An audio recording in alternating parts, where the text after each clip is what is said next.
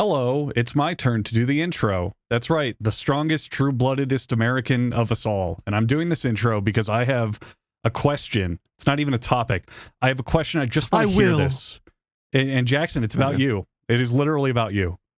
I need you to do me one favor, just one question.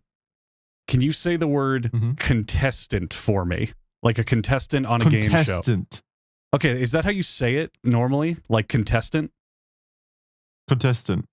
Okay, you say it like how I would expect, but I've been watching some stuff online, some TV game shows or clips of things or whatever, and in New Zealand and Australia, I often hear them say contestant. Right, and that sounds that sounds New Zealand. That sounds like a New Zealand. Is it more New Zealand? The way you said every it. word. Yeah. I mean, yeah. Well, what are you just discovering how accents work? Yeah. They don't say the. They go like yeah. No, they don't. Yeah. They vomit every time they do. I'm going to the shop. the store. Stroke every sentence. Look, I just see Jackson is blind to his own accents, but that's how he sounds like all the time. I'm a pretty good barometer for Australian accents. Nar. Yeah, okay, no. Nar is that's baked in. But I'm definitely on the lighter bullying side. Australians hour already. Look. Bullying for an I was accent. watching some silly shit on YouTube, and I heard from a New Zealand show a guy say contestant, and I really didn't know if that was like just New Zealand or a whole Oceania kind of thing, and I just wanted to know if Jackson said it, because to me that one's so fake, you know. That's definitely a New Zealand. Like I get some accents. I do. I get some words getting slipped over time, but like turning contestant into contestant is like, oh my God. Relax. How Calm do down. accents form? What are accents? I don't know. What do you Just mean, how do they form? slightly over time. Does you change the how words are environment said. does the environment impact how we formulate words in our brain, like how we eventually say them or speech patterns? Like, well, what is the thing that determines what, like, each group's accent? Well, okay.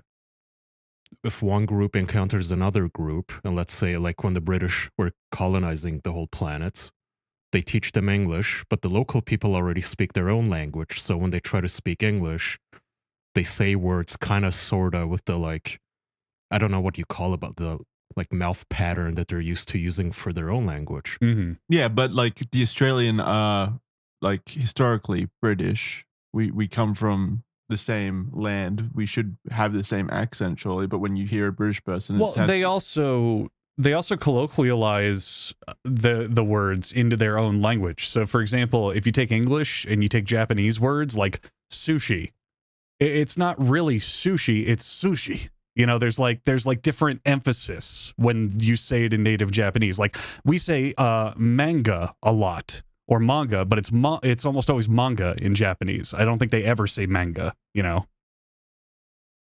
I don't think I've ever heard anyone say manga. I've heard manga every now and Like then, mango. interchangeably. Yeah, Huh. I've heard manga, but it's usually people that don't know. Yeah, exactly. But in Japanese, it's never pronounced manga. It's always manga. And there's plenty of examples where you just pull from other languages. You're saying things from other cultures, but in an English kind of way. And it's just because that's how you read or would normally pronounce the word if it was in your language, you know? Yeah, but that's definitely more of like a foreign kind of interpretation between languages. What I'm talking about more so is, like, let's say the British, the American are an offshoot of the British as well. They were an American, a British colony, and yet you guys say words extremely differently. I think with Australia, yeah, but they're still really far away places. So I would imagine that it's like Australia and Britain didn't have phone lines. So at some point, you guys are just all alone on your islands, and some sort of, the hills have eyes situation happens where a bunch of people with speech impediments breed a lot, and all of a sudden, the whole just like island America, speaks then like that, we, and there's we have the same. we have the same. In America, they just started speaking correctly. The same root. America developing accents isn't really fair, though, because America is such a completely diverse culture. Like, America has like 7 or 8 or 9 or 12 different accents based on where you're from. in America. And that's just because, like, oh, if you go to Texas, it's a lot of Mexicans. If you go to the Northeast, it's a lot of Englanders. If you go to the West Coast, it's a lot of this and that culture. It's a lot of Asians. Like, it's blending of other cultures into the English that make the dialect. So with America, it's kind of different, you know? Also Right. with America, and like they just kind of discovered how to speak English correctly. No, that's I maintain the British are still mad. God, Kai is such an ass licker. It's so obnoxious. Pathetic little cuck for It works. America. Yes, he gets angry every time. Like a wind-up toy. Yeah. I was thinking about grabbing a domain, something like, so Australia.sucks is taken, unfortunately, but I was thinking I It's could so get petty. like Jackson.hiv. I know. I could get Jackson.hiv What does that even have to and do turn with it into it? an Australian hate site. It's so petty. I love it. There's like no reason to do any of I this, know. and yet it's Kaya's mission in It is life. like it's peak America. He's ingratiated himself so much. I was thinking, okay, Jackson.hiv sounds super funny. Am I petty enough to blow $180 on it, though? Yes. I don't Yes. know. Oh, 100%. The answer is always yes. Am I petty enough? Yes. I bet you already did this. I'm checking right now. What do you mean checking? It is a real domain. You don't know this? No, but that you There's bought also it Jackson. and made it a website. Oh, no, I'm saying I want to. Ah. I'm saying it's $180 though, which is, I don't know if I want to blow that much on a joke. Plus, it's like a lot of work. My thinking Plus, was, you okay, just I can spoiled the fill this joke up with, anyway. like- You just spoiled the joke anyway. I can Now still know do about it. I can, Jackson. I can still do it. I swear. Huh? I know you can do it. It's just not like the joke has been told now, so it loses its luster. I mean, it is half joke and half it would also be nice to just have like a notepad of every time you guys arrest a comedian or something. But No, I we do. digress. My other plan that Jackson I don't think was too much of a fan of was, Andrew, I don't know. Okay, I kind of want to get Jackson banned from China. And I'm just going to throw this idea out there because Jackson wants to go to China as a visit, as on vacation. And I thought it could be funny to use that Blue Sky account I made in Jackson's name to like spread Winnie the Pooh Xi Jinping memes. Oh my god. See, fucking Thoughts? Kai's a psychopath. He's trying to ruin my holiday. Yeah, thoughts, Andrew? Are you realizing what a fucking lunatic Kai is? Well, I think it'd be funnier if you banned Jackson from a place he plans to never visit whatsoever, just so Jackson, like at the dinner table, has to be like, "Oh, I'm banned from Madagascar." Yeah, it's a long story. Have you ever been? Ooh. No. Do you care about Madagascar? No. Oh man. Little by little, I could like, I don't know, how many countries are there? 200? Like go down the list, or I guess go up the list of like lowest GDP, smallest shithole Yeah. country that no one cares about. And then I work my way up to like Australia as the last place and I turn it Get into me- a literal prison for him. Now that's the Kaya That's I know. fine. That's fine. As we've established, Australia is a paradise, so I'm happy to be imprisoned here. What if I get you banned from there too? Every country. They're all gonna have to be Then like, what I don't want him. happens? I don't want him either. Jackson I has to just live on an oil like rig a in the floating middle door of in the ocean. Yeah. No, even those are part of the country, You're right? gonna have to live on a cruise. Oh, that would be awesome. No, I think even cruises are like they count as the country, like the country that their flag operates under. Like Not if you each boat form has a your flag, own. right? I think so too. Just form your own cruise, Jackson. Sail your own boat around the world. Charge people. That's how you'll Yeah, make but I income. still have to put it. You can't fly. I think if you don't fly flag, you're like counted as a pirate or something, and people don't take kindly to you on the sea. You could be a friendly Because So pirate. make up a flag. Yeah, I Yeah. guess. Well, I have to make up a country though. Okay. We're gonna be Jacksonia. countryless. Who cares? Yeah. Clarke, Australia. Just make a flag. Easy. Just make it like an X-ray, or not an X-ray, but like a photocopy print of your ass cheeks and balls. Who cares? You're gonna be on open water. No one's seeing it. I don't know why this is so hard, Jackson. Just make your own sovereign country already. It's really simple. Yeah, it's so easy. We've all It's done so it. easy. Everyone can do it. Kai's gonna get me banned from my own sovereign country. Like that guy in Kickassia or Malassia. That fucking guy. Made his own little sovereign place in America. Yeah, isn't it the current political meme everywhere where it's like, oh, we're looking for Chinese spies this could be Chinese spies. Isn't that like the big thing going around right now?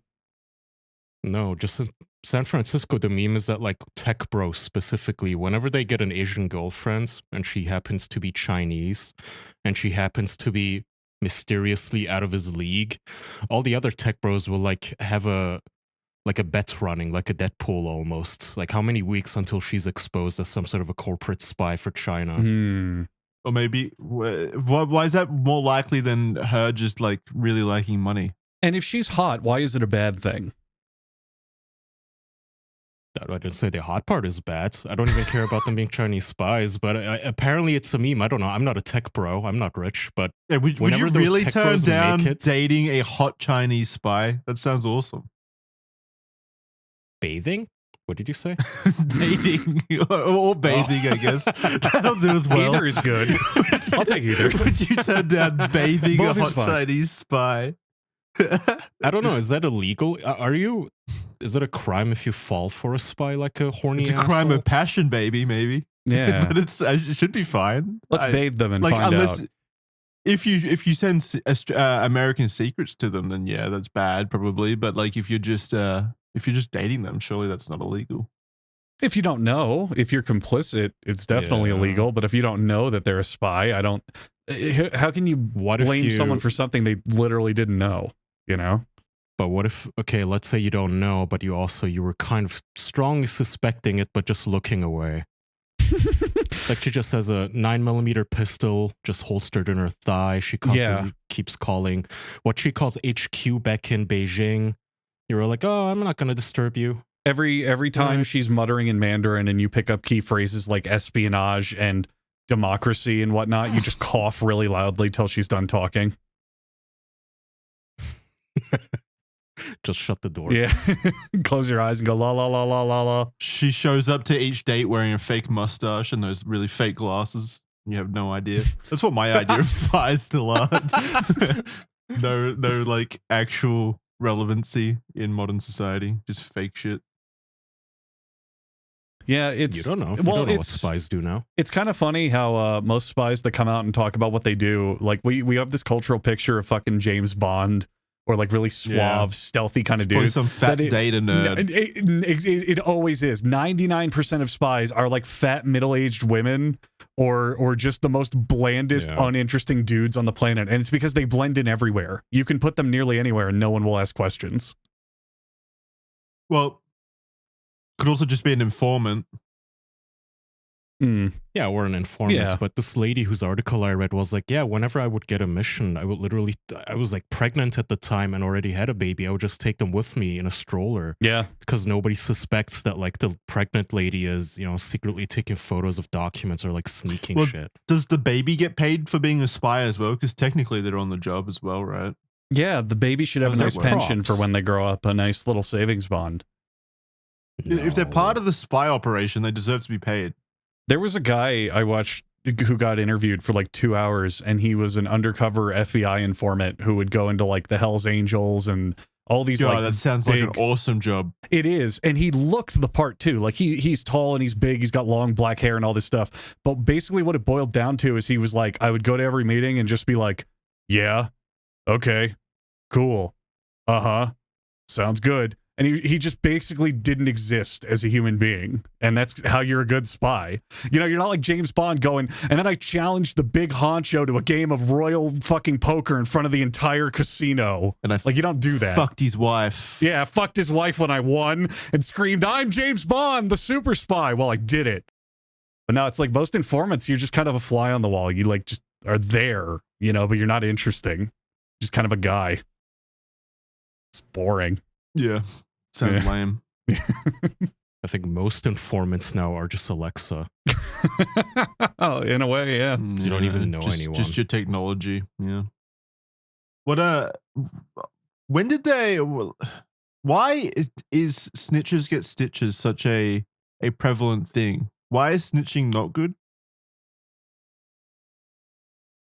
I Well, mean, depends on who you're snitching on. yeah. Most of the things that you should that you snitch on should be good things. Like let's say you know someone and or your friend is like fucking a woman, like infidelity outside their marriage, and then Mhm. like there's some unspoken rule that you shouldn't tell the partner of that person. I don't Or think the wife of that's. that person. Is I there? don't think that's what that phrase is for. That's I not think what that they phrase mean. is Yeah. for communities that don't Maybe trust the not. police or the government or the institutions. So you keep it within the That's literally community. for like criminals and shit. Yeah. It always Yeah, just you don't seems want to like be a rat. snitching on people is like considered bad just across the board a lot of the time, but I don't know why. Well, there's a difference between like you're informing on the cartel, which means yeah, they're definitely gonna give you stitches, and also like a little kid tattling, like "Mom, Yeah. you took my toy," that sort of stuff. Like, okay, stop being a little tattletale. There's a difference between, hey, this guy shot and killed my brother, I want him to go to jail, and then, hey, this guy's selling counterfeit Nikes down the street. It's like, well, then no one gets access to cheap and affordable Nikes, you fuck. Way to ruin it for everybody, you know? Even though it is illegal, I guess. What's the problem? Okay, so would you feel okay? Let's say if a family member of yours was laundering money, Uh-huh. would you feel bad snitching No. on them? Oh yes, Depends. You would listened to feel the bad answer. snitching on them. It depends. Like, what's the laundering through? Like, if they're doing pure white collar crime of like, oh, I found a way for my job to pay me twice, then I'd be like, okay, I don't care. But if like they're a fucking drug cartel leader and they're pushing fucking marijuana and all sorts of other shit, heroin and whatever on the streets, then I'd be like, okay, maybe I should tell somebody. I don't know. This is kind of fucked. Okay, let's say they're selling drugs and then they're laundering the money through laundromats. That's very to make clever. it clean. No one would And ever then they're think to also- launder money through laundromats. It's a very Or casinos. It's a genius scheme. Or pokies machines. Or a car regardless, wash run by your former boss. Yeah. they're laundering Yeah. money. And then they're also on welfare as well at the same time. Damn, that's Would fucked you up. then snitch? I don't know. That's kind of evil. I mean, I'm not gonna endorse it, but it's still family. I'm staying out of it. Ugh, fucking pussy. You snitch Alright, on that. snitch. You snitch on that. Well, I want to snitch on that, but I don't want to get stitches. They give an anonymous tip, I guess. It should be completely fine to do something like that if someone's doing it. Like, they're on welfare. They're taking your money as well. Well, it is fine. In fact, it's encouraged. Like, you're not going to get thrown in jail yourself by calling it in. Yeah, but he might get stitches on the outside. I When gotcha. his brother-in-law calls like 11 white supremacists or whatever the fuck to put a head out on. Yeah. And they all happen Clarke simultaneously here. before they go into lockdown. This sounds like a good scheme, by the way. We should do this in real life. Yeah. No one's thought of this. Jackson, to answer your Well, question. would you, No, go ahead, Kaya. well, I was just going to ask Jackson, would you snitch if he's just found a way to, I don't know, maybe he's just working, I don't know, what's like a normie job? He's a fry cook. Well, no, and he no, doesn't no, no, pay you wanna- taxes, and he found a You want a loophole. normie job for this. How about a No, high of school course not. chemistry teacher, one of the most normie jobs there is? Yeah. Yeah. Yeah, if you just found a tax loophole, well, yeah, no. It's Yeah. just using a loophole. It's not illegal. Oh, why not? It's not illegal. It's not literally well, okay, selling okay. drugs, making money off it, and then profiting off illegal stuff. If he was just a high school chemistry teacher and just kind of getting some profit in, I wouldn't care. But if he had at some point, and this is all hypothetical, linked up with a fried chicken restaurant salesman who turned out to be the head of an entire drug empire, then maybe I would raise some concerns and questions. That's maybe when I'd be a little skeptical. I don't think your issue is with the money laundering or tax evasion. Your issue is just, is it a crime, like a moral turpitude type of crime, Yeah. right? Uh, Yeah. Here's okay. here's That's what I my was saying thoughts from the start. Here's my thoughts on it, Jackson. If they were pulling a like community good with it, I'd be perfectly fine with it. Like how you can get some Yakuza doing fucking post earthquake and tsunami cleanup better than the government. Like if they were that, but they they were do- like, Like the Hey. Yakuza, they just do that for good PR, so that they can, yeah. or cartels do that as well. They do like charitable deeds in small villages and stuff to get good PR, so that right. you know there's communities accept them when they also behead like 50 people. Well, that's kind of rival what I'm saying. cartels. If they were doing good PR and then the crime they were actually doing to fund it wasn't that bad, like let's say they're just taking 2 paychecks at work or whatever, then I'd be totally fine with it. But if I find out that they're skimming off the top and then just using it to buy a mansion or being a real piece of shit, then I'd have to think about it, being like, that's illegal. Fuck you. You can't cheat. You know. I think I just have a very binary view of the world where good. If you know, there's debate for if laws themselves, like certain laws, should be upheld or anything like that. But yeah, it annoys me when I see, especially situations like that totally hypothetical of someone like on welfare at the same time as profiting off like their own little drug empire. Like that shit pisses me off to no end. And I would snitch on that. It's the spirit versus the letter of the law. And the idea is, are you enforcing the laws with the idea in mind or enforcing the laws as they were sussed out and written and fully detailed? And that's a whole debate. That's a whole question that people fight over. Okay, let's say you know of someone in your local community that's a 30-year-old man and he routinely tries to pick up or date 17-year-old women. Do you snitch then? This is a very specific example. It is. Is his name Jackson? Yeah.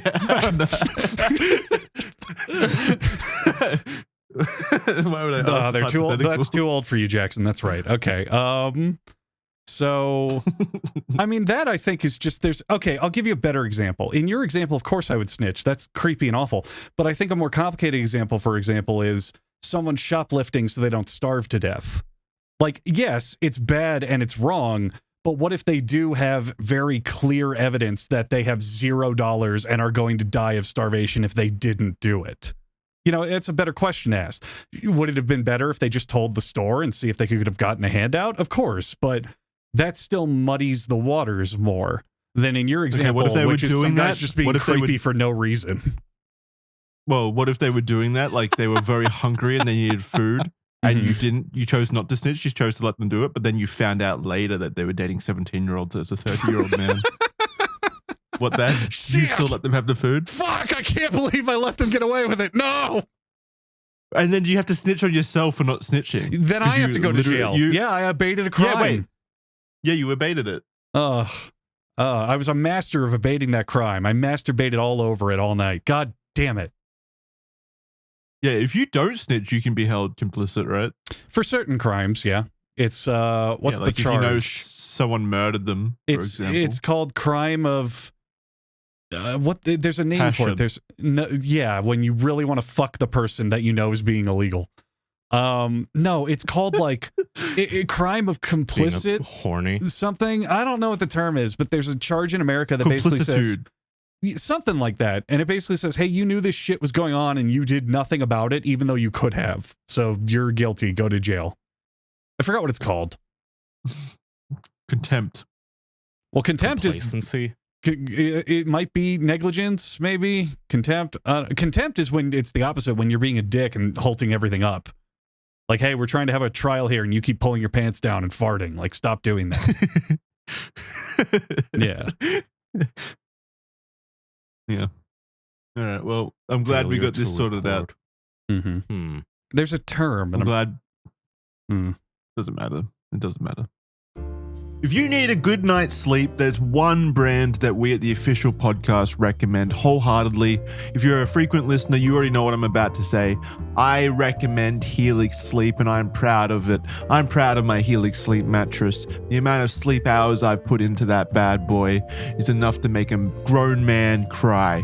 And honestly, as soon as you lay on a Helix Sleep mattress, you'll understand just where my almost nationalistic passion comes from for Helix Sleep. They are the most comfortable mattresses, the most affordable mattresses that you'll ever lay your weary bones upon. And that's because their designated, scientifically created sleep quiz formula lets you go onto their website, specify exactly what kind of sleep patterns or sleep characteristics you possess, and then their website will spit out exactly what mattress you should be sleeping on from their range. And they have a large plethora of mattresses to choose from, designated ones for side sleepers, back sleepers, people who like soft mattresses, people who like hard mattresses. It's kind of like a Dr. Seuss situation going on. There's a mattress for everybody over at Helix Sleep, and I implore you to go check them out, because if you're in the market for upgrading or buying a new mattress, which you should do every few years anyway, I highly recommend Helix Sleep because they are the best at what they do. And right now they make it even easier for you to get in on the action. You can go to helixsleep.com/official for 25% off site-wide.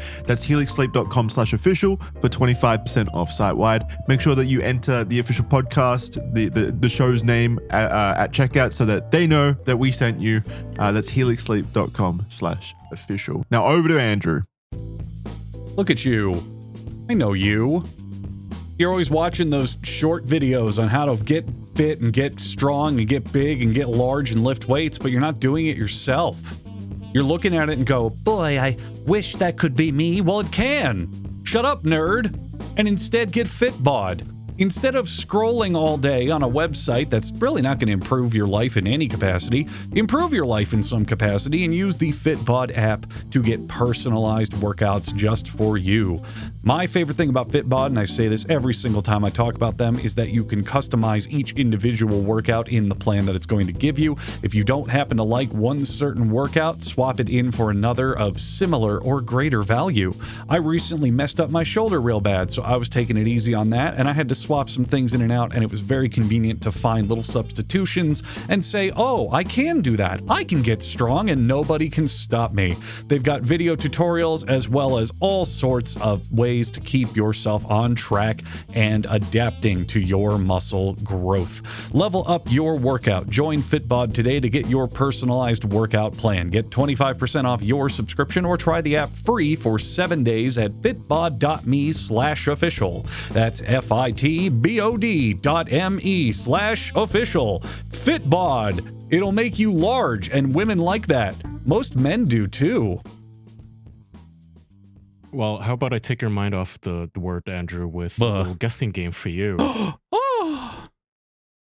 Jackson can't play because he already knows where this is going, but there is a man on Twitter. No way. Who was recently bragging about an act of violence. I'm going to read this chain of tweets to you, and I want you to guess what it's about, okay? Okay. No peeking at chat or your screen at all. Just look up right now. I'm going to stare at my own face in my own recording. How about that? He's going to get a boner now. I am very erect. Focus. Oh, yeah. Oh. Okay, so this person, I don't know who this account is. I've never seen it. It's some guy in military gear flexing on his profile photo named PNW Guerrilla. He says, okay, so there's a bulleted list. Get home. Let blank out. Blank attacks my nephew. Blank says hello to my 12 gauge. I can't post the dead blank because Twitter allows literal war crime footage, but not dead blank for some reason. It's followed up by a photo of a shotgun. Next tweet. Nephew is okay. Little dude is a trooper. Didn't even shed blood, but that's not the point. Violence towards children is a no-tolerance policy around here. Next tweet. For anyone saying that this was overkill, there is no such thing as overkill when it comes to protecting children. If you think otherwise, I don't want to be associated with you.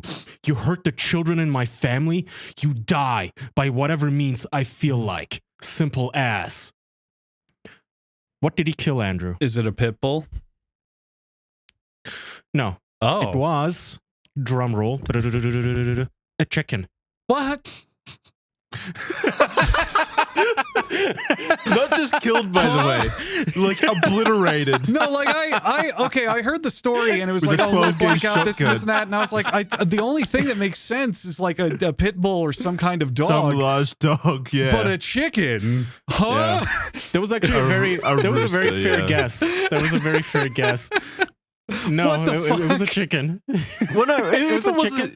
If it was a pit bull, that would be sad, of course, or, Oh, yeah, or a a dog. pit bull, that I would would be very fully sad, of course, but it would make understand sense. If Yeah, a ravenous pit bull was charging my kid nephew, I would absolutely be like understanding of everything that happened. But a chicken?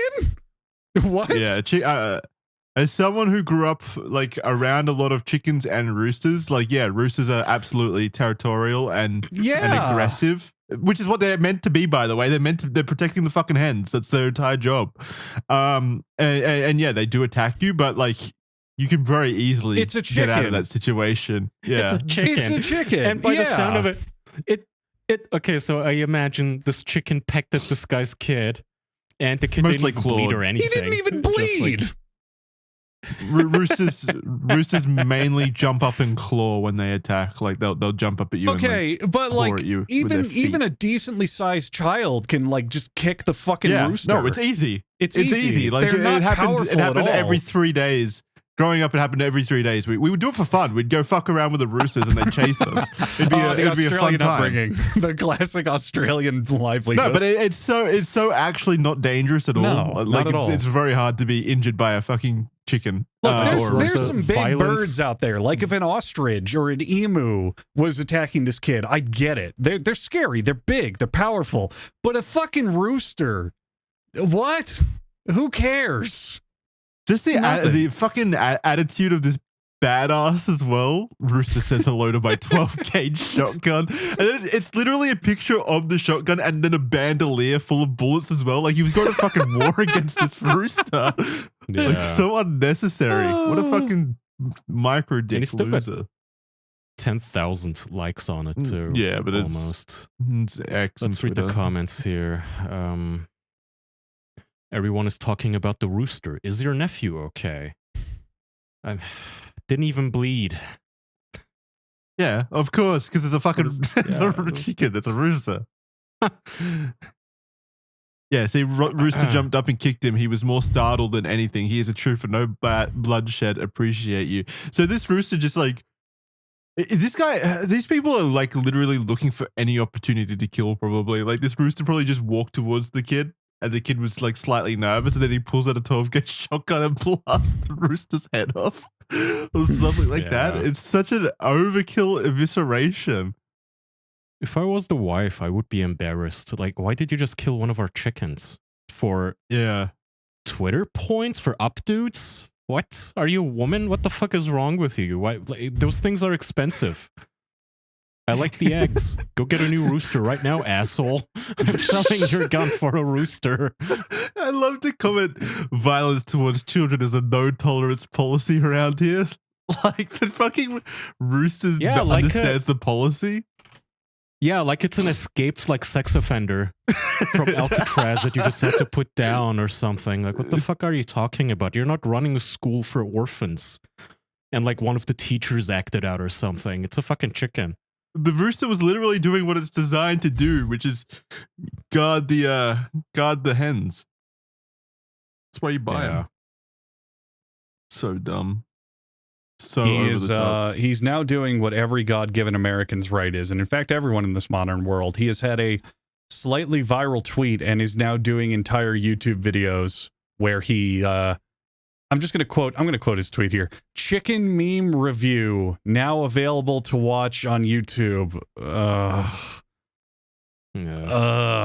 can't stand that kind of shit where you have 5 minutes of fame and then try to think people give a shit about you. I hate it. I really hate it. It's gross. No. Yeah. Oh well, he's gonna have to keep killing chickens too. Now that this is his path to success, it's every video he kills a chicken for anything, or like other small non-threat, like a squirrel. The squirrel threw a nut at my boy. He thought he could declare war, not on my property. Nuts.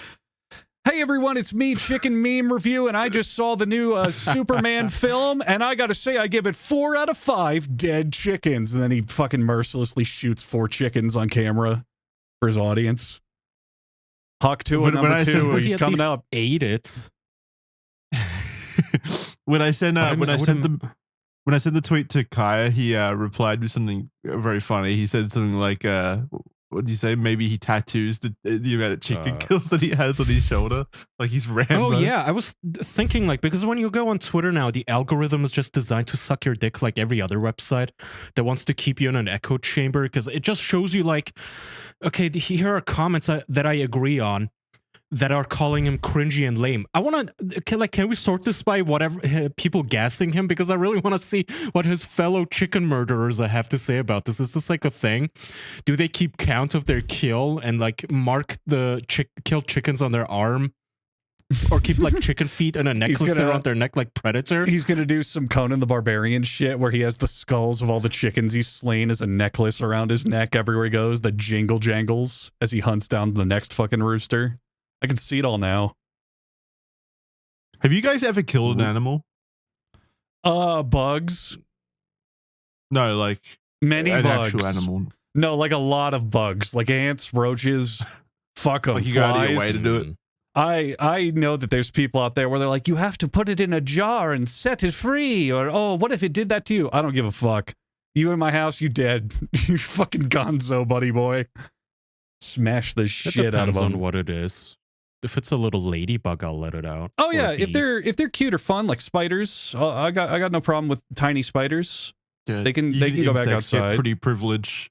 Oh, pretty privileged. 10,000% in my house. But if you're an ant, if you're a cockroach, especially, your life is over. Like you have no. Even if you make it back outside, I'm hunting you down and killing you.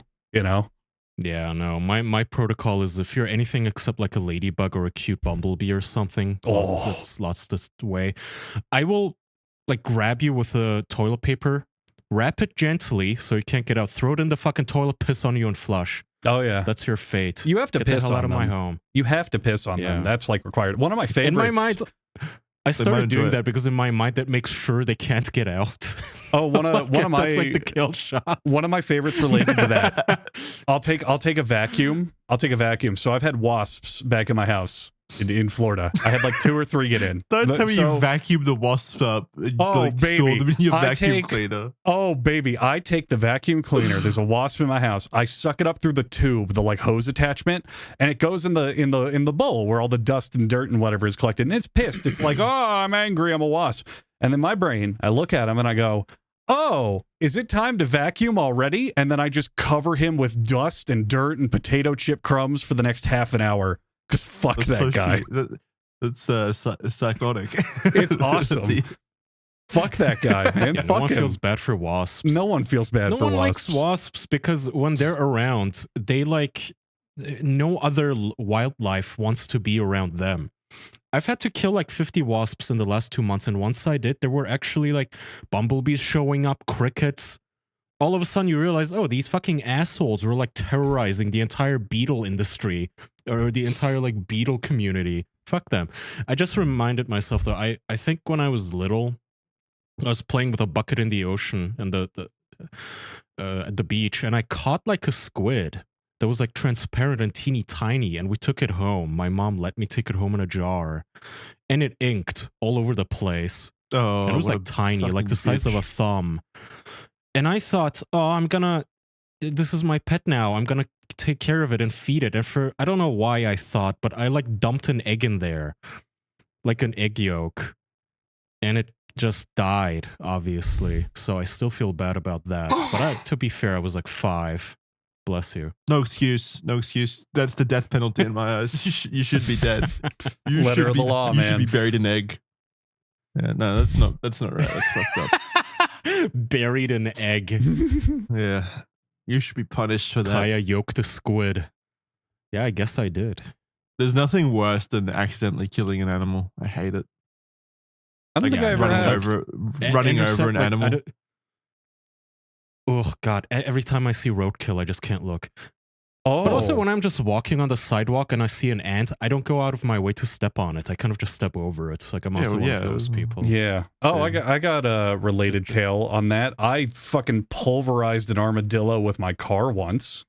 I think that's the closest I've come. I want to hear this. Yeah. Did you feel bad? I did, but armadillos are kind of pests and they often have rabies. So after that, I kind of felt more bad for my car because it fucked up the wheel well. Rationalized it. Yeah. You rationalized your murder. Yeah, fuck that guy. He was probably a bad armadillo. He was a bad armadillo. And to be fair, he got his revenge. He fucked up the wheel well of my car. I had to take it to the mechanic. So his armored little body did a lot of work. But I did redeem myself in God's eyes. And this was only like a week ago. I was driving home from the gym pretty late at night. And in where I live or near where I live, there are tons of bunnies. And they are the cutest goddamn bunnies on the planet. They're like the small breed too, so they don't even get that big. And they're so adorable. And there were a bunch in the road. And I saw them in time, and I hit my brakes, and every one of them was perfectly okay. And I felt great. Yay. I was like, oh man, that could have been so bad, but I was paying attention. I wasn't texting and driving like some of you lame fucks out there. Saved their lives. Animals are fucking retarded, bro. Like, it Yeah, happens they so are. often to us that we'll just be driving and there's just like a whole possum family in the middle of the road, and sometimes just like an animal that we don't even recognize. Like, what are you? But why Yeah. are you in the middle of the... Like, there's other places you could cross peacefully, but no. Oh, they get It has to be stupider. this high traffic. They get stupider. Those bunnies I just mentioned, when I stopped my car, they ran in the direction of the road. They didn't run to the side of my car. They ran the direction I had to drive for a bit. And I had to like They slowly wanted the kind of be sweet like, no, release of go death. that way. Don't stand in the middle of the road, you idiots. They get Oh. stun locked by the fucking bright lights of the cars. Yeah, they Yeah. do, actually. They genuinely do. Animals are They stupid. do. I sad. feel bad for them, but Why- yeah, goddamn, they yeah. are. It's Front why I don't roads are the believe worst. people. It's why I don't believe people when they like have a dog and they're like, my dog is so smart, he's so well trained. And I said, oh yeah? Tell it what's 8 times 9? Oh, it doesn't know? Fucking idiot. I couldn't do that. Really? I mean, I could very slowly, not like. But you I could. wouldn't. You could. Every yeah. animal on the planet, every one of them is stupid. Like, yes, some are smarter than others, but every animal has a limit on intelligence compared to look at the achievements of mankind, the wonders. Name a single monument built by cats. You can't. They're stupid. They don't know how. They can't even conceptualize the idea of one. Animals are dumb, and I don't like people that pretend they're not. They're so stupid. They're great, but they're smart. stupid. They can be intelligent in their own ways. Oh, yeah? Like, Yeah, for their upper limit. yeah, Well, we don't yeah, call there's a them limit. intelligent compared to No. humans. Yeah, of course Nothing. not. Yeah. In every field of every capacity of intellect, their human is dominant by a huge factor. Oh, dolphins. Dolphins Like, are yeah, but so we're not competing smart. with them. Yes, we are. could Fuck be. them. They're taking our resources. What resource? What are they taking from us? Okay. Do you guys eat fish? Yeah. So do dolphins. Fuck them all. That's my fish. And then we overfish from giant Yeah, fucking we boats and do. giant nets. But and drive we're the big stick. humans and we're smart and we'll figure out how to make synthetic fish or solve the overfishing crisis. A dolphin will never, as long as I live, solve the overfishing crisis. They are stupid. Yeah, but a dolphin morons. mostly won't overfish as well. We don't actually, they will. Tons and tons and tons of animals actually cause others to go extinct from overpopulating or over destroying them. Deer season is is a thing for a reason, because deer often destroy native crops because they overpopulate. The animals don't care. Doesn't their population come back in? Well, yeah, they destroy crops, human crops, yeah. But doesn't their population come back in line depending on their environment? So if Not they did always. overfish, No, not then they always. would slowly die off and it would balance and reach an equilibrium. Well, who says that's ever going to happen? If one animal evolves advantageously enough, it's going to continue to just reproduce and destroy everything in its path. Look Hey at man, fucking- you're the expert. I can't do 8 times 9. I'm yeah, referring look to at you. look at fucking Deferring locusts to and you. other bug pests. They don't give a single fuck, and they are absolutely out of control. There are not enough animals to kill all of them, and they eat crops left and right. What do you do? You keep bringing up crops. That's a human thing. We're talking about like Crops. natural. Okay, yeah, ecosystem. yes, we invented the strawberry. What do you mean? The fucking the fruits and modern crops strawberry, grow yeah. out in the wild. We absolutely invented the crop version of strawberries. Okay. If we're talking agriculture, yes, that is a You human are. invention. You just said crops. They destroy crops. Okay, wrong term. Vegetation. Are you happy, Jackson? Okay, fine. Are you a happy Yeah, little that's boy? fine. Vegetation. They eat And- all the strawberries. Oh, no. But no, see, that's my point. Humans have done more for environmental conservation than any animal on the planet ever. And that's just factual. It's true. We always want to make out that humans are the bad guys and we're ruining the planet. But the fact of the matter is, if we left a lot of things unchecked, it would be a lot worse. Animals This do is not a care. lot of fucking cope for killing one armadillo. Yeah, it really is. Like, what is this? You're like coping on levels of like they say that children are weak, but like yeah, they are. It's because like I can do more pull-ups than a 3-year-old. I It's can like you're not though, competing with but them. I can. Show me a 3-year-old who can do a pull-up. That's not the Did you point. run The over point a is you're not 3-year-old supposed to be competing with them. Like no one's pitting you against a dolphin in an IQ test. We You have, sound like the guy who Speak blasted we a have rooster. entire zoos and Yeah, entire. you actually do. You sound like the guy who thought the chicken was a threat. To be fair, that chicken didn't stand a chance against the American ingenuity of 12-gauge buckshot. It's a pussy. It's a piece of shit. We He have didn't have the entire intelligence to put on zoos. body armor. We have entire tens of millions of dollars of institutions dedicated to getting pandas to fuck. And it's because they're too stupid to realize they're all going to die out if they don't fuck. And they still don't fuck. It's us that's getting them to do it. Humans rule. Animals drool. That's all there is to it. Sorry, it's the truth. But also, we're not fucking a lot. Baby rates are going down for us, so the panda's going to need to step in and help us soon. Ooh. Could they? They're stupid. They just eat bamboo and watch us die. Well, apparently that's how you base intelligence. We're too stupid to fuck at the moment. No, we're not. We're choosing not to. Because here's the difference. Maybe If the you pandas walk are up, choosing not to. oh maybe shit, their lives are maybe so they're great. hyper intelligent and just don't communicate with us. That's a good point, actually. Maybe those pandas are so focused on their careers they're they're off-putting their They see the economy. sex. They know the bamboo economy's not good to have a child right now. Yeah, it's too rough. we can't afford another panda now. Look, you go up to Todd down the street and you say, hey, Todd, you should have kids. And he goes, oh, the economy's good. I don't really want to right now. You go to a panda and go, hey, panda, you should have kids. And it goes, and then it eats bamboo. Clearly, we are not the same. We are the same. We're very close. There to was a pandas, meme. actually. There was a meme spreading recently about those super intelligent like chimps or gorillas, about how they know like they can learn up to 500 hand signs and speak in full sentences, but then when you translate the sentence they speak, it's like give banana, give me banana, banana me give you me give banana. I'm a big lover of rather being correct than feeling joy in life and shitting down people's like misinformation. One thing I love telling people is Coco the gorilla was a fraud from start to finish. She never it's completely true. She never spoke. She never spoke. She just did what Kaya said. She just repeated gestures that were given to her until they said that was right. Pattern recognition is still some form of intelligence. But it wasn't even that. It wasn't even that. Robin Williams, for example, met Coco the gorilla. And he was like, oh, she kept playing with my nipples. And then her trainer said, nipple sounds like, fuck, I forgot what the word was. But it was like a rhyme. And that makes no sense. Rhymes aren't the same in sign language. It doesn't make any sense. Cold reading. You're just reading into things and just telling people, oh, he's scratching his armpits. That means he wants you to take a shower. He's calling you stinky. Coco has a sense of humor. Exactly. No, that's exactly what happened. Coco was just repeating signs that were given to it until eventually it was like, oh, you got it right. Good job, Coco. It never actually spoke. No one's arguing that monkeys and apes are as intelligent as humans, but yeah, they are definitely, they seem to be more intelligent than other animals. Yeah, they're like the winners of the Special Olympics. My point is just like why Andrew's competing with them. Like, I would beat everyone in that fucking Olympics. Because I win. Because they're inferior in every way. Inferiority complex. Because look, people walk up and they sit down and they go, isn't it miraculous? These dolphins, they know how to communicate and do all these incredible stuff. Miraculous for an animal. You have to add those words at the end for everything animals do. Never. Isn't it amazing that this like mesh of mushrooms can communicate with each other?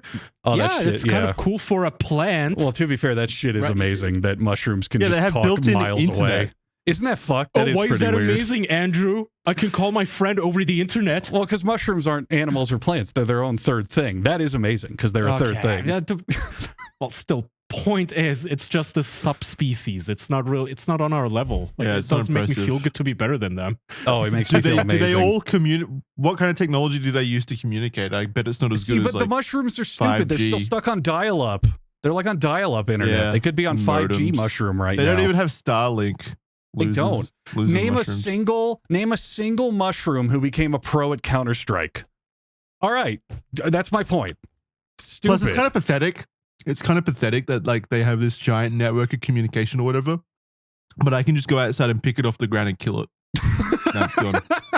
Now it's gone forever. That single mushroom. What kind of defense do you have? You can't move or anything. Can't call for help. Maybe you can call for help. But that's not going to do anything. You're just talking bringing about up mushrooms. that fucking classic barbarian argument where it's like, oh, you're not smarter than rock. Just bash your head in with a rock. What's he gonna do? All the mushroom network here probably is a bunch of mushrooms screaming out in pain as they're killed slowly. Oh man, like shit network. Yeah, what do mushrooms do media. when they control brains? They get in the insects and they're like, go get eaten by a bird so I can be shit out. Like that's okay. You could be solving the fucking Pythagorean theorem for the first time and you choose that? Stupid. Dude, do mushrooms have a vor fetish? Oh, Ew. Ugh. Maybe that's why they Yucky. choose to get eaten and swallowed and digested and then pooped out. Maybe they are just like us. I don't know. I mean, I guess it's working. I do like mushrooms and stuff like pizza. Yeah. I'm really worried that I have one of those cat brain worms or whatever the fuck it is. You probably They say do. that cats have that make their owners like them. You probably do. Why Yeah. not? Love? Well, yeah. What's it called? The fucking cat brainworm. You know the one I'm talking about? I know, yeah. Toxoplasmosis or something, right? Yeah, that one. Yeah. That Does that shit even do actually anything? does scare me. I don't know. And I wouldn't change it even if it did, which is probably proof that it exists. Yeah. All right. What else do we have, boys? Let me see. Let me check the topics here. Everybody, not everybody. Some indie game developers out there are apparently mad at the Silksong studio for being such good developers and not fucking their customers over more. They're basically mad that Silksong is only $20. Can I do an impression of them? I've been working on it for about a week. If you guys don't mind, I'd love to do an impression. Okay. but no! But if they put that game out, then people won't play our game! What do you... Oh, you mean they made a good one? And now we have to? Oh, this is the worst hobby ever! Shut up. Fuck you. Okay, here's a tweet I found. By the way, context, like this was one of the most anticipated indie games, and everybody Broke Steam. It broke all the platforms. These guys, It did, and it has Yeah, but- average reviews right now, which is quite interesting to me. It's No, well, Overall most of good. the average reviews are entirely fuck based is this around like music? the difficulty for some Yeah. reason. Because Hollow Knight was a difficult game, so I don't understand. yeah. why this I is just really I good. just In find it any interesting. case- It's sitting at like a 76 when most games with this, everyone fanboys the shit out of them, and it immediately jumps to like 98 first day. You know. I did hear that a lot of the negative reviews had to do with the Chinese translation for some reason. Apparently. oh my god. Oh wait, no. Steam says it's at 91%. That's not low.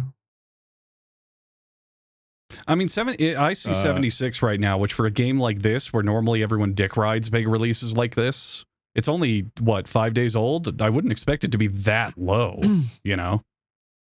That's all. Yeah, there has to Pretty be some inconsequential level of point, but I just drama. found it interesting. Well, in any case, highly anticipated, crashed every storefront. People were like, dude, it's Silksong after like 8 years or something. Mm-hmm. They could ask for a pint of blood and I would give it.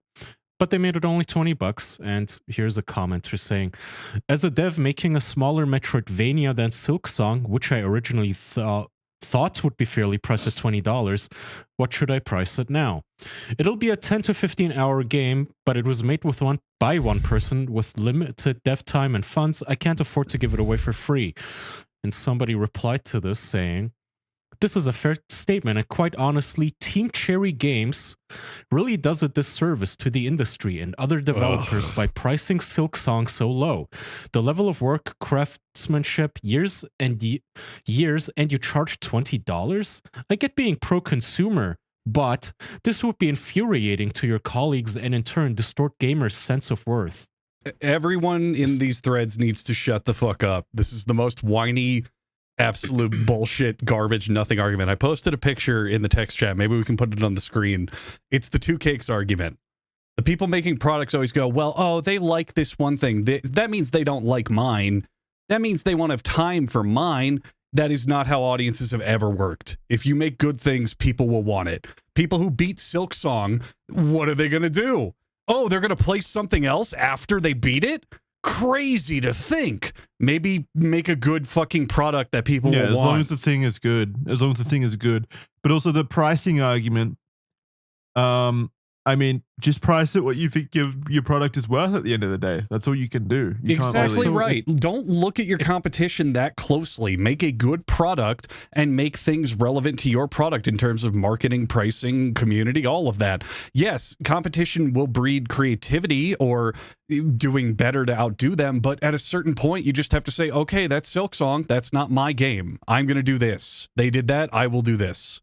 That's as far as you go. To that point, though, Hollow Knight is such a good game that, I would have been fine paying $60 for Hollow Knight, for example, instead of $20. Like, but it doesn't matter that a game is it. But that hurts their argument, Jackson, because you said I'd be fine paying $60 for Silksong. I paid $20. Guess what? A lot of people are going to go, well, I have $40 extra I would have spent. I'll buy those other games. No, obviously it's good. Yeah. Obviously it's good for everyone. Like, Team Cherry probably would sell more copies as well because $20 is a way easier price point to sell at than $60, obviously. But I'm saying, like, in the video game industry, quality and price are so just constantly not equal, basically, across the board. That is kind of funny.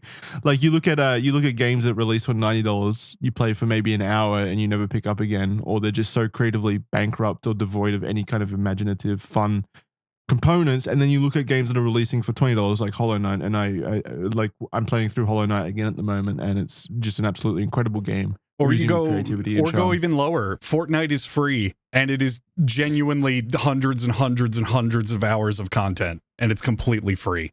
Game industry's never been fair in pricing. It's never been like that.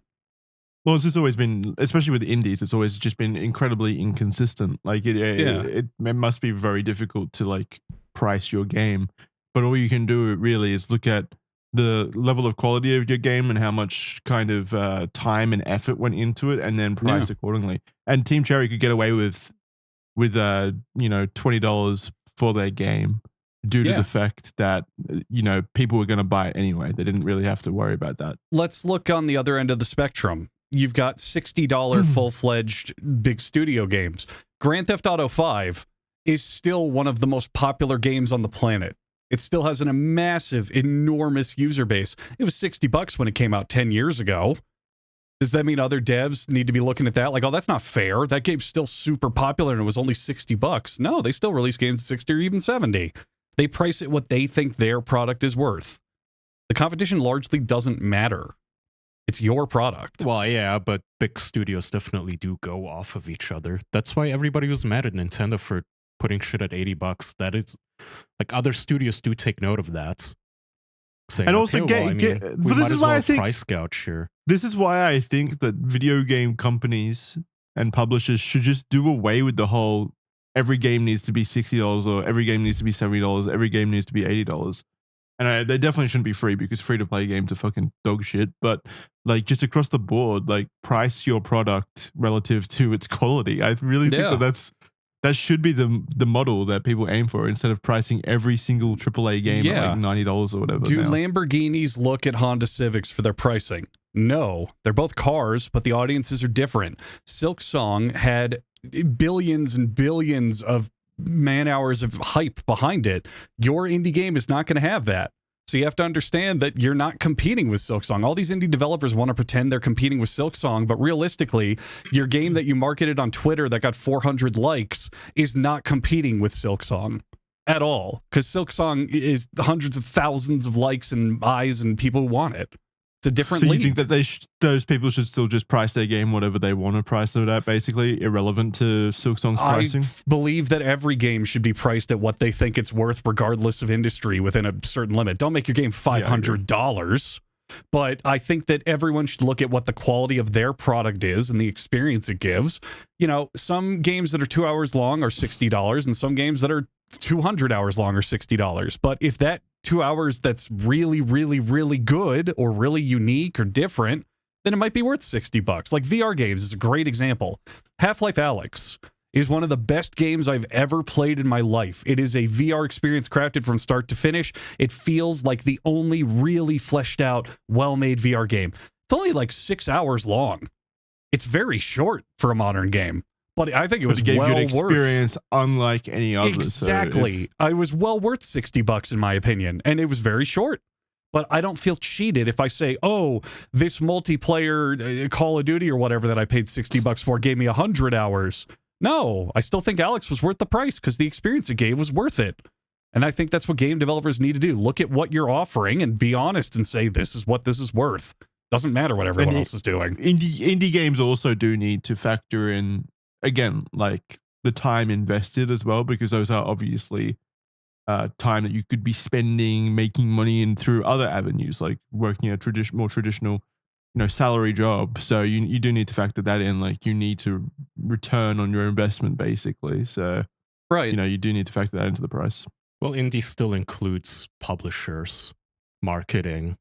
Indie doesn't just mean every single time like one guy in his bedroom. In Hollow Knight's situation, it does. Yeah. No, that's good. But like, yeah, even in some guy in his bedroom, he still has to price it according to how much time and money he put into it. And market conditions do matter. It's really no different than like gas stations that stock each other to like, okay, how much are they selling the gas for? Okay, we'll do that -1 cent. Yeah. So I guess I kind of get the anger because it would be bothersome if you get comments like, yeah, this game isn't anywhere near Silksong quality. Why is it $20? Maybe if it was $9, then I'd get it. Like, I'm sure that's like frustrating, but also pretty frustrating. Yeah. Yeah, I mean, whatever. It's like at this point, Hollow Knight is. I don't even know if you can consider that fucking indie. The way this, like, I don't remember GTA crashing anything here, right? Well, that's wrong. When that game first came out, Xbox and PlayStation servers were stressed to the max. But I get what you're saying. I totally get what you're saying. It having hype behind it doesn't mean it's not indie. It's absolutely. Let me give you a pertinent example here. Do you guys know the game Schedule 1? Yeah. So let's compare Schedule 1 to Silksong. Schedule 1, from what I remember, is the guy's first game, came out of nowhere, very clearly just Australian guy, by the way. Yeah, small, low-level, very simplistic project. That game is $14. It's even cheaper than Silksong. And then the question is, well, Silksong is like this hand-animated, very art-stylistically Metroidvania immersive adventure, but Schedule 1 is this very, what you get is what you get. You grow drugs and sell it, and it's a life simulator, and you immediately know what the entire game is just from looking at it for 5 seconds. But Schedule 1's cheaper. So it's this question of, should Schedule 1 be worth more because there is just more going on? Is Hollow Knight worth more because it has a much more appealing art style? It's like a nebulous question. What is this worth? How many hours are you going to get out of Schedule 1, which is a very long, slow burn game, versus Hollow Knight, which, in my mind, once you finish it, that's the whole what you get, Here's what I think. Your game is realistically worth what people are willing to pay for. Exactly. Pay for it. Exactly. So it's like the art argument. It's the same with any product, really. It's worth however much people are willing to pay for. Silksong's price also, I would very much wager, is a marketing decision. Because think of it this way, and these are just numbers out of my ass. If he goes, well, if I price it at $60 and sell 100,000 copies, that'll be good. But if I price it at $20 and sell 1 million copies, that's a lot more money. That's a lot more copies sold. Everything I've read about Hollow Knight, it's such an anomaly in the ecosystem. It really does feel like these 3 dudes who made Hollow Knight really, they spent the last 7 years on this game, and they say that they could have gone even longer because they were just having so much fun with the project. But people were obviously getting very antsy for the game and thinking that it was completely gone, so they decided to just release it. Now, I genuinely think they're already so wealthy from the first Hollow Knight that they just don't care about the money at this point. So they just want to release it to basically make it as accessible to people as possible, which is why they went the lower price route. They're completely fine with that. I mean, it's already going to make like hundreds of millions of dollars for them anyway, even at $20. Yeah. So what's the point of really pushing that further? Yeah, it's business. And I think what we're hitting is a topic that we've brought up on this show a lot, which is you have artists not accepting business. You know, you have a lot of game developers who want to make games and have this passion, have this idea, but they don't understand that half of what they do isn't just good idea, good creativity, good presentation. You're running a business. So marketing, competition, all this and that, you have to accept it's going to happen.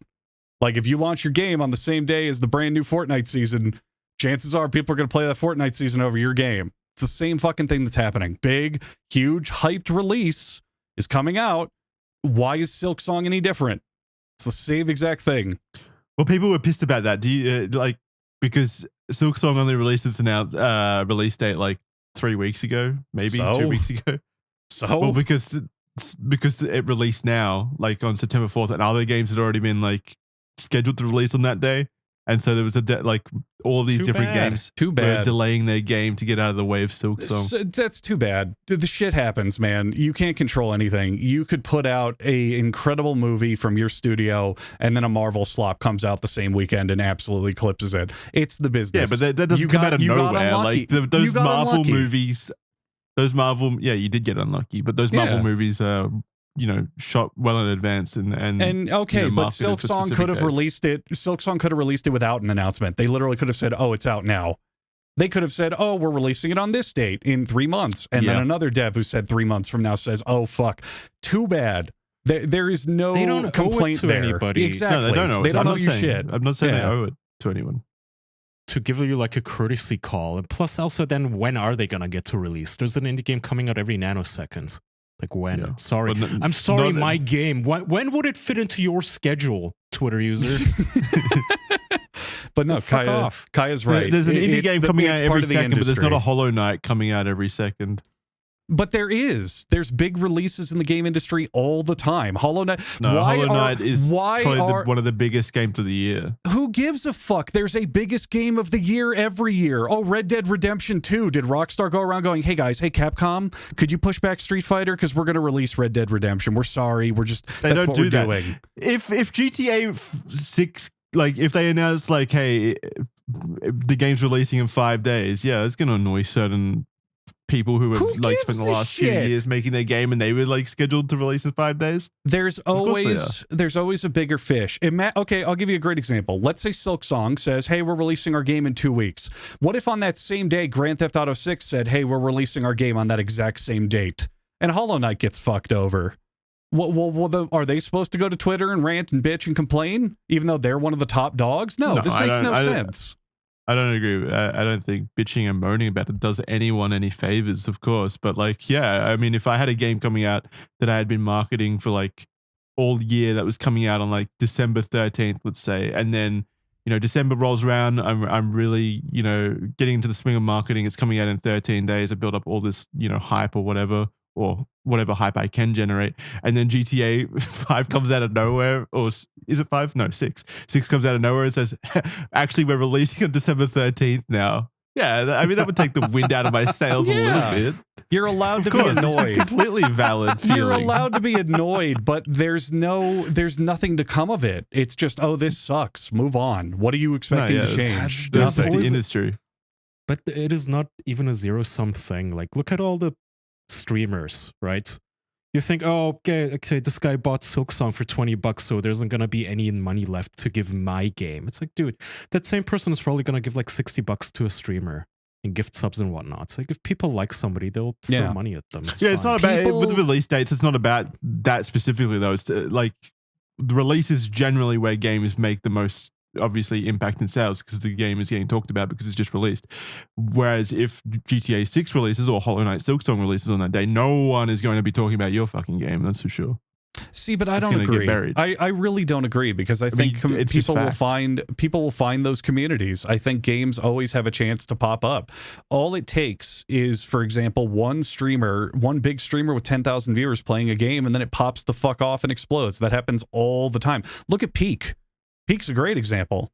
Streamers went, "Oh, this game is fun, ha ha ha ha ha," and then everyone bought it, and now it's still consistently really popular. Fucking Repo. Yeah, but okay, I wonder if that would have happened, actually. I wonder if Peak would have got popular if, for example, GTA 6 released on the same day. I Maybe think it would. I don't think it would have got as because they're popular different. as quickly. The other thing is, I think it's because they're different products. You know, let me put it this way. If you're making a card battle game and Silksong comes out, just say, oh, okay. Yeah, that eclipses me a little bit, but hey, do you guys want to play something different? But if you're out there making generic Metroidvania indie game number 67852, and then you're mad that one of the most popular in the genre eclipses you, that's your own fault. Imagine that you want to write pop music, and you're releasing your first album the same day as Taylor Swift, and you're mad that all the Swifties are blocking your album from the charts. You're competing directly with her. What are you going to do? That's your choice. That's what you chose. You didn't choose the release date, and they just sprung it out on you out of nowhere, basically. Like, yes, it's not their fault either. It's just business. I get that, but like feeling slightly perturbed about that, or annoyed that they didn't like show the general scene like a little bit of professionalism by giving people a heads up on when the game's going to release. There is no need for professionalism there, because if not them, something else. If not them, some other game. If not them, some other big meme, some other big hype, some other big something. This will always happen. I don't agree with you at all, man. They're big games. They know that they're big games. They know that they get hype behind them. It absolutely does affect it to some degree. I'm not saying if in that situation I would feel perturbed, I'd be a bit annoyed, but yeah, again, arguing about it online or complaining about it does nobody any favors, and it's also honestly an opportunity.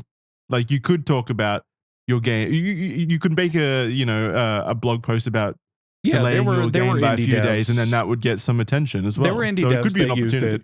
Now, here's the thing. There were indie devs that used it as a talking point to say, oh, because of Silksong, we're pushing our date back. But here's the problem. I don't remember a single one of those devs, because it's not important. What's important is the product that you put out and attracting people to it regardless of Silksong. Silksong was coming out at some point eventually. Could be a week after your game, could be a month, could be a this, could be a that. You, at the end of the day, need to make a product that makes people want yours, either alongside it or instead of. That is how this industry has worked since the dawn of fucking time. And Jackson, I am speaking this to you as a person with a giant YouTube channel that everyone should watch, and it's perfect and amazing. There are times when YouTube eclipses me, when YouTubers just shadow drop videos that are the talk of the town, what everyone is talking about. Your comments get flooded with it. Everyone's watching it. Does it hurt my viewership? No.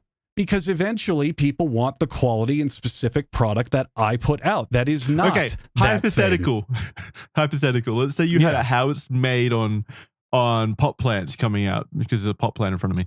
You have a video coming out. You're like really excited about it. You've worked a few months on it. Right. However long you work on those videos for.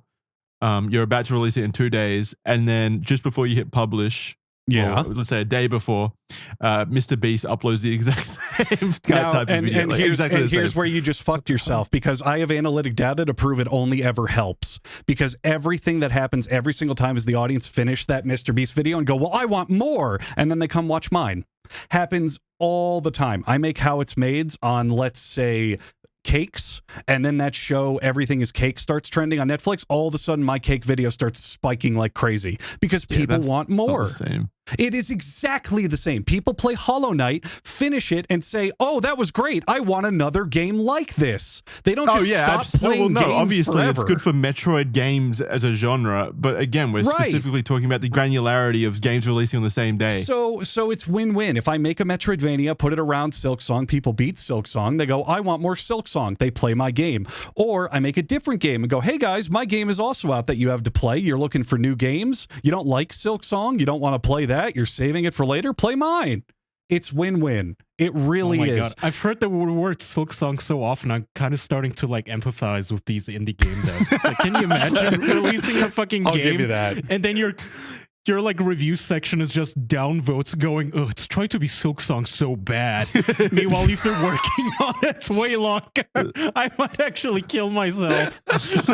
I will give you that. Look, data shows it only ever helps. People perceive that it hurts, but analytics on all of this kind of stuff only ever gets residual advertisement from it. It's just how it is. Yeah, it might hurt your announcement. It might distract people, but if your product is good, people will eventually get it, especially if they want similar stuff. That's how the industry works. Yeah, all right. We've said our pieces. Yeah. Again, I'm not saying like it's just a factor of business in the industry. Like it's just kind of like these things are just going to come up. Let's shake hands and walk towards Kaya, because I think we can both agree to Kaya's point completely that it would get very distressing to hear this over and over and over all day, every day when you're trying to get your game out there. I'll give you that. That's what I've been saying the entire time. Hold hands and then put both of your hands on my cock as I read this headline. Stroke together, up and down. All right, last topic, because I gotta go soon. By the way, I got a meeting. In Elderly woman conned by romance scammer posing as stranded astronaut. What? This man, this on 6 days ago. It's sad, but I also wait. Police said, back up a little bit. What? Well, here you go. Subheadline. Police said the victim was told the fake astronaut's spaceship was, quote, under attack, and warned people should be suspicious if they are asked for money from someone they have met online. Thank you, police. Aw, yeah, this is sad. An 80-year-old woman in Japan sent money to an online fraudster who told her he was an astronaut stranded on a spaceship and needed the cash to buy oxygen. From what, alien merchants? Sorry, I fucked that up in case people couldn't hear. And needed the cash to buy oxygen. Maybe monkeys are smarter than us. Microtransactions? Like, seriously. The reason why this is sad is because an 80-year-old woman, she's clearly like probably senile, and this is why this scam worked as opposed to just raw stupidity, because surely like no one is that stupid. So I'm wrapping my head around this. It was an astronaut, a guy posing as an astronaut saying his ship was under attack and he needed money. Yes. To buy oxygen. He was just stranded, yes. That's really funny. There's like 700 reasons that's bullshit. I love it. Who's attacking him? Are there space pirates? Did it not confuse her that the only way to pay for oxygen in space is through Amazon gift cards as well? That would have been many reasons. This is stupid. Amazon delivers to the International Space Station. That is impressive. Oh, fuck. What? The scammer told the victim, who lives in Japan's northern Hokkaido Islands, he was an astronaut and they continued to develop their online relationship. The fraudster eventually told her he was, quote, in space on a spaceship right now and was, quote, under attack and in need of oxygen. She lives alone and she eventually sent him around 1 million yen, which is roughly like $5,000 in fake British money. Let me see. It doesn't say who attacked him, the alien on the board.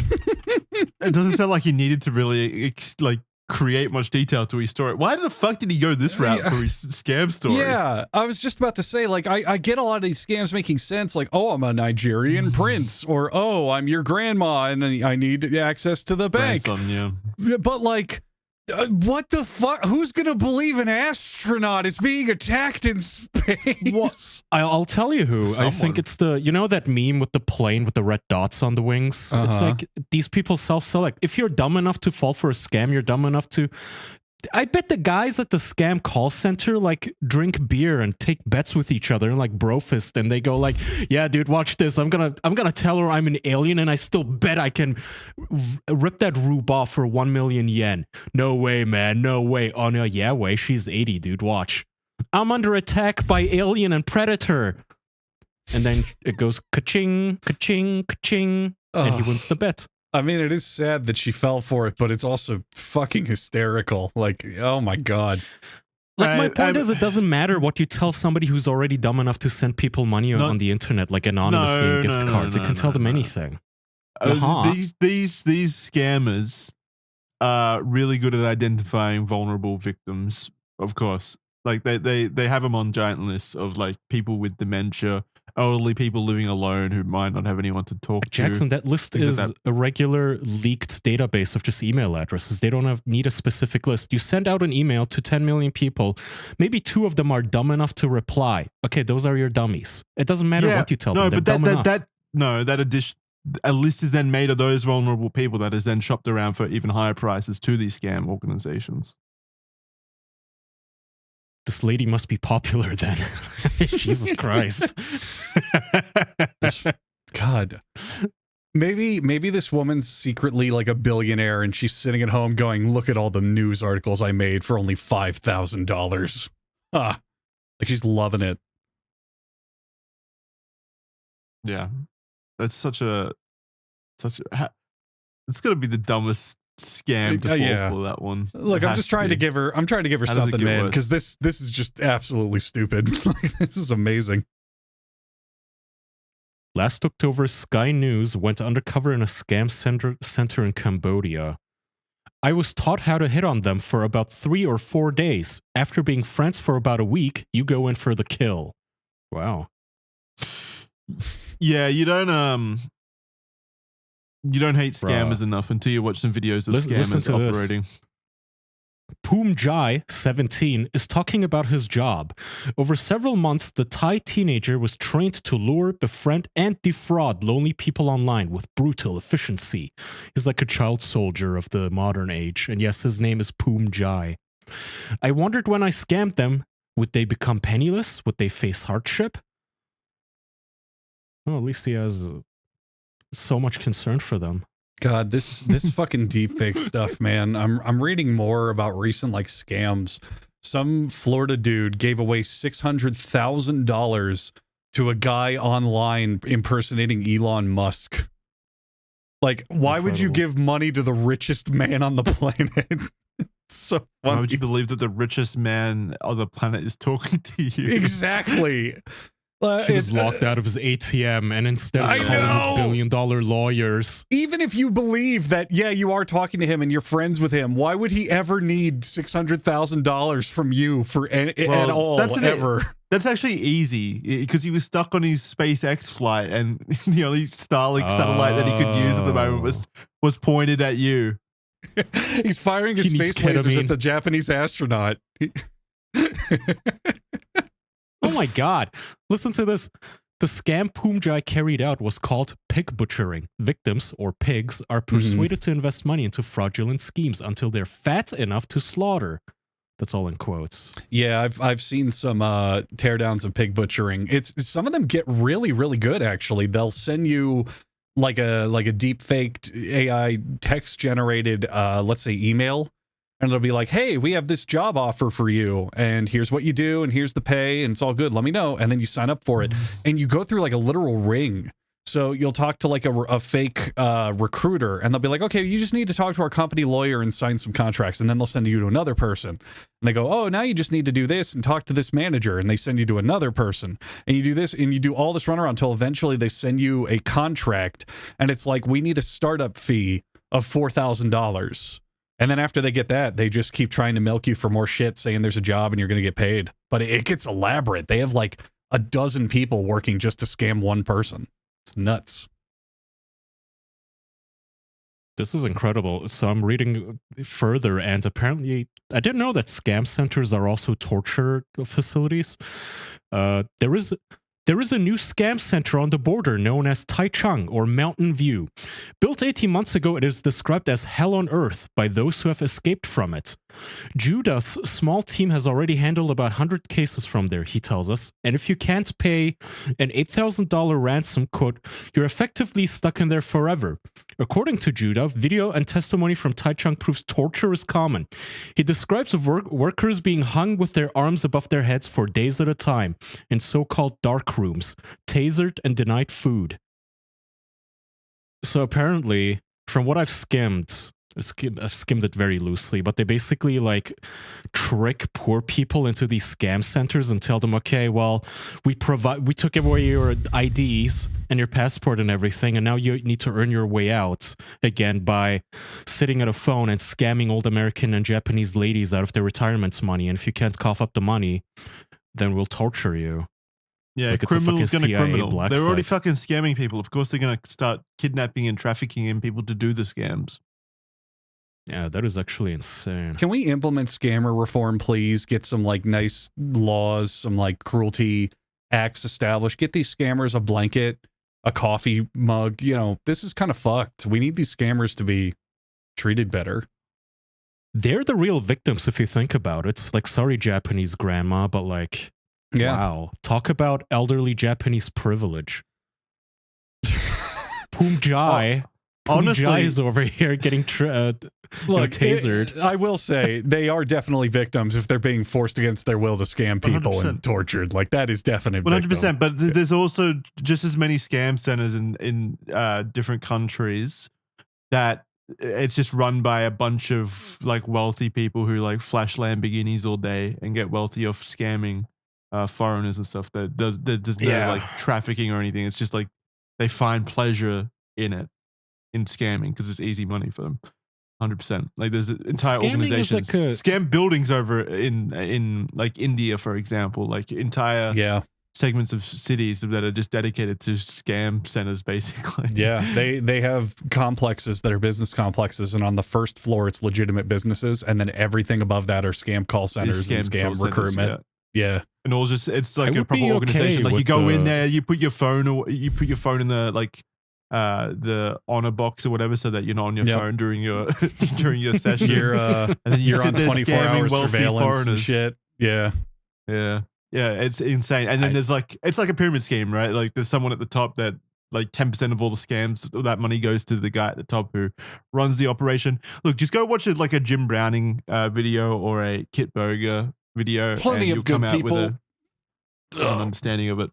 Mm-hmm. Well, I think the solution here, just out of principle, I don't even know how many billions are sucked out of like good working people, Americans and other people, and even in Japan it seems, but you know, military strikes against scam centers. Let's do it. I'm serious. These are industry, at least like heavily tariff the nation, or at least the city or something where it's coming from. Like our nations need to start swinging their dicks around. I assume Japan has like fighter jets, right? Like bring the kamikaze back. 19-year-old on fucking meth in a like fucking plane into the scam center. Do it. Die in honor. They tried that with the Yakuza and it didn't work. I'm sorry to tell you. It's too prevalent. It's so I get like maybe like 2 scam calls a day to my phone. I've stopped answering phone calls basically or numbers that I don't know.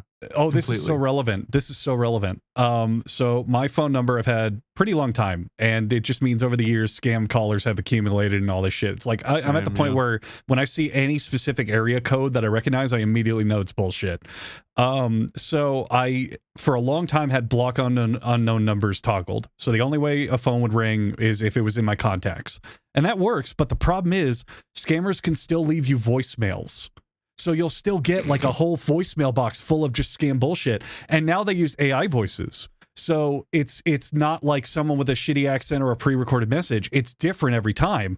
And it's always like, hello, this is Mary Simmons with the Tax Relief Office. If you are blah, blah, blah, all this bullshit. So Jackson, try this, because I put this on a couple days ago, and so far it works perfectly. Change your voicemail message to a disconnected tone. So it sounds like your number's not in service when they go to the voicemail. I have not gotten a single voicemail ever since, or a scam call. It works. Yeah. I just don't really but care, what if you want a legitimate voicemail, though? I'm fucked. But that's okay. I don't want anything. I'm fine just not answering phone calls. If people want me, that is exactly it. That is exactly it. Everyone I care about would either text or email me, and if I am expecting a call, I just toggle it back. But I'm usually not expecting calls, so I don't care. Yeah. I have like 50 different numbers. I don't even know any of them. I just look at my phone if I give someone a new number and generate a new one. And because they're all VoIP numbers, they're kind of blacklisted from scam call software, I guess. Where like, because if you go, let's say I was trying to make a different like social media accounts because my Facebook, I'm locked out of it or whatever. If you type in VoIP numbers, websites will not accept VoIP numbers. It will tell you have to use a legitimate like number from a carrier. That helps you if you give, say, your doctor a VoIP number, because when they put it in the system and then eventually sell it to advertisers, it just doesn't work in the advertiser system. Your number is literally just, it gives them an error. That works. Let's see, what else can you do? I just tell people at this point, like if I'm talking to an attorney over the phone, I say, look, you can call me, but either give me the number you're going to call from or email me. Yeah. Like I am gonna miss it. So don't like if it's super duper fucking urgent, still email me. I'll see. Yeah, it. I I'll see it just within the hour. I prefer email anyway because then I have a fucking written correspondence that I can go back on and read later if I need to, like refresh details on certain things. Like phone calls are so fucking useless for me. I don't use phone calls are ancient and archaic. Like what age is it? No, if all of my family members are on Signal now. Like I don't even know why somebody would call me on why my sister would call me on my phone number. Exactly right. If I ever have to talk voice with people, I just do it over Discord. And then for businesses, 99% of the time, they just set up a Zoom meeting, which is the same shit. I can't remember the last time for anything except maybe a doctor's office that I needed to talk to someone over the phone for something, Even then, like, when you're like, you're messaging like a company or something for more information, or like, I just did this the other day. Like, I'm renting a motorhome for a thing coming up, and so I had to like reach out to a bunch of different companies to talk about it. And you fill out their web form basically, and they always ask for your phone number, and I have to put my phone number in. But I specifically mentioned in the little, the message that you send through the form, do not call me. I won't answer. Just email me back, please. And that's always worked so far. So no real issue. I mean, we're living in the future. You can pick and choose where you want to talk to people. Phone calls are just so... There's no spam protection on calls, really. You can pretend there is, but it never works or has anything. Whereas with every other tool, Discord or Signal or Zoom or this or that, it automatically blocks people you don't know, or at least filters them. You can't really do that with a phone call. You can toggle settings, use apps and all that shit, but they have to look at a random string of numbers and guess, as opposed to, oh, you don't know this username. Oh, this has no mutual friends. Every other app does it way better, Yeah. It's also insecure, which is great. There was for a while, there was a virus going around on iPhones, I think 2 or 3 years ago, where all the scammer would have to do is call you. You didn't even have to pick up because of a flaw in the system. It was like, you didn't even have to pick up for them to be able to enable your microphone. Holy shit. If it was a cellular call, but which again, VoIP numbers help with that. I don't even have my cell signal on most of the time. If I need a text message, it just goes into my VoIP inbox. Now, Kaya, just for my own reference, is your VoIP number still 862-119-5657? I don't even know. You could be reading my real one. It doesn't matter. Like, I could change it within 5 seconds and it costs me like 0.01 cents to lease a new number. It doesn't matter. Like, that's the luxury of it too. Because like every other month I'll cycle my number and then some boomer will ask me over the phone, like, is so-and-so still your number? And I go, I don't know. Hold on. Let me see. I don't know, man. Like, send me an email, or if your family member, add my Signal. That's it. Yeah. No, I think the only family member or friend I have that sometimes calls me is my mom. And even then I'm like, Mom, we can do WhatsApp. It's way better. She's like, oh yeah. And that's it. She's the last holdout. Try this, because sometimes I try to like scare boomers into more privacy friendly lifestyles, and I tell them about, your phone company can record your calls. They ever get like 2FA codes into your SMS, and they can see that, and of course at that point they reply with, what's a 2FA, huh? And they look at you before they glance back at their fucking NFL game. So I sent them back like a recording of our phone call that my VoIP company just does by default, and every phone provider does, and that spooks them out when they hear their own voice. And I tell them, this isn't even something that I turned on. This is just something that providers do. So get off the fucking old phone system, please. Yeah, maybe we will record everyone's phone calls and jerk off to them later, or do you only do that when you want to prove a point? When I what? Do you only do that when you want to prove a point? Or are you jerking off to these recordings? Because I will never. No, only when I prove a point. Okay. Well, he jerks off while proving the point. I don't want to be in a phone call with you either. Yeah, fuck you. Yeah, that is the whole point. I want to jerk off on the phone and moan. All right, here's a life pro tip. No. There's a life pro tip related to what Kai is saying. It's a quick life pro tip. 911 legally cannot hang up on you. So if you want someone to listen to you jerk off, it's right there. There you go. That's my pro tip for this episode. They legally are not allowed to hang up on you because you might be in distress. So they have to listen to you jack off as long as you feel like it. Yeah, but if you're misusing it, then no. No, There's Yeah. probably I don't think they charges. legally can. I think they No, have to stay there'll on the be line no matter charges. what. If Should they be okay, business if the I'm pretty lady sure on they the can charge you, but I don't think they legally can hang up on you. So that moment, if it's worth the fine, go nuts. You're good. well, yeah, but Jackson is still saying it's still you're in trouble. Like if the lady on the Yeah. 911 call thinks your sexual moaning is actually you being in agony because you're face down on the kitchen floor after a stroke, and they kick your door down and you're just in the bedroom with a bunch of Jerking lube, off. you're in trouble. Look, Yeah. average cop response time in America, depending on the area, is about 7 to 12 minutes. So that 911 operator, you can have a great time before the cops show up. Just saying, that's my then tip for what? the episode. Yeah. There's That's some ketchup future on the years' floor, I problem. guess. And Yeah. yeah, let future Andrew deal with it. Yeah. Look, these 7 minutes are going to be great. Afterwards, yeah, we'll figure it out. But for right now, Oh my god. That post-nut Right, don't- clarity is going to be terrifying. it's going to be the Don't worst. do this at home. Yeah, Just do that's- what every normal man does and call Jackson's mom. It's satirical. This is a satirical podcast. Uh-huh. Just donate Pure your money comedy. to your Twitch streamer that totally cares about you and loves you like everyone else does. Oh yeah, don't get scammed. Nobody's stranded in space. Even if they Well- are, probably not for alien reasons, I hope. Yeah, they Right. probably don't need oxygen. Or if they do, there's no way that you're going to be able to deliver them oxygen.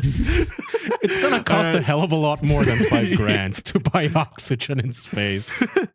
Thanks, guys. Thanks for watching. We'll see you next week. Official.men for a 7-day free trial, by the way, for early ad-free access to all of our shows, including Red Thread and Criminally Stupid. Criminally Stupid, for example, 6 full episodes up on our membership website, official.men. So you get 6 exclusive episodes to listen to, with more being added every single week. Thank you very much. We'll see you next time. Give us money. Bye, guys. Goodbye. Bye-bye. Bye.